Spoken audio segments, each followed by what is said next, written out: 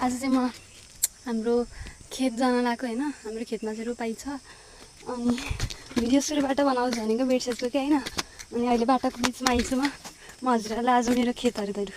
यो चाहिँ हाम्रो खेत जाने बाटो हो। अनि चाहिँ म गोठाइसकेँ साथीहरू। यो चाहिँ हाम्रो गोठ हो। आज चाहिँ म हजुरहरूलाई हाम्रो गोठ देखाइदिन्छु। ल हेर्नु है त। मैले चाहिँ यो हाम्रो बाँसको गेट खोलेपछि चाहिँ यो हाम्रो सुरुको चाहिँ हाम्रो गोरु बाँध्ने ठाउँ हो साथीहरू।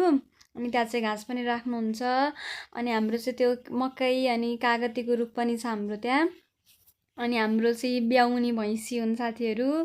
अनि यतापट्टि चाहिँ हाम्रो गाई छिन्। यी गाईले चाहिँ भर्खरै ब्याकिन् ती बाछी। अनि मलाई एकदमै ढिलो भएको थियो साथीहरू।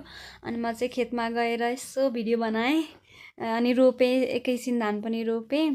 अनि फेरि म चाहिँ घरबाट खाना नखाइकन आएको थिएँ कि साथीहरू। अनि मलाई फेरि यस्तो खेतमा आएर खाना एकदम मजा लाग्छ। अनि फेरि खाएर म रोप्न गएँ यसो।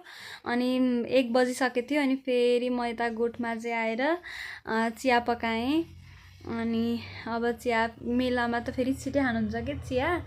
अनि बिहान नै खाएको हुन्छ नि त खाना 8 बजे। अनि 1 बजे नै चिया खाने भन्नुहुन्छ, 12:30 1 बजे। अनि मैले चाहिँ चिया पकाएँ। अनि चिया पानी गरेर चाहिँ मैले फेरि उता मेलोमा चाहिँ चिया पानी गरेर चाहिँ म फेरि लिएर गएँ।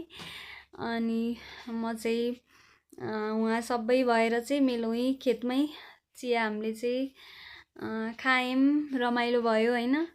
अब वर्षको एकचोटि आउने अब असार, अब वर्षभरि खाने धान लगाउने बेलामा होइन।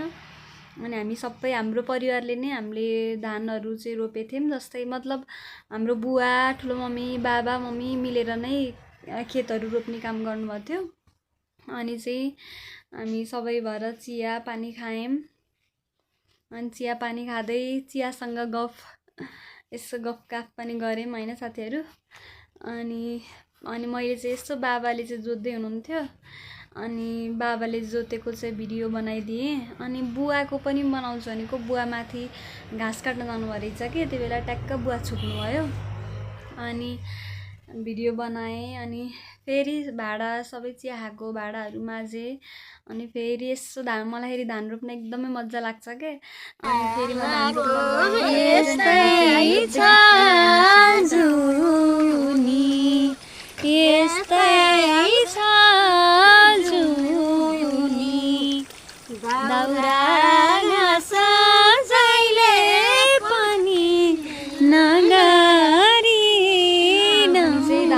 आएर चाहिँ हामी मम्मीले चाहिँ गाई दुहिने बेला भएको थियो, गाई दुहुनु भयो। अनि ल साथीहरू दुध